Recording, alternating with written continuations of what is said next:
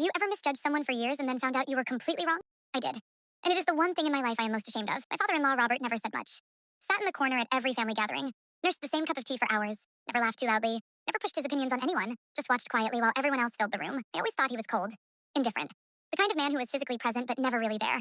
My husband Edward worshipped him. I never understood why. Last year, Robert was diagnosed with early-stage dementia.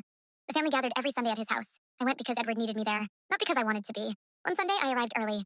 Found Robert alone in the kitchen, standing at the counter, staring at a piece of paper. He did not hear me come in. I stepped closer. It was a list. Handwritten. Shaking handwriting. At the top it said, things I must remember. And underneath in careful, slow letters, he had written every single person in the family. Their birthdays, their favorite foods, the things that made them laugh. Small personal details that took years of quiet observation to know.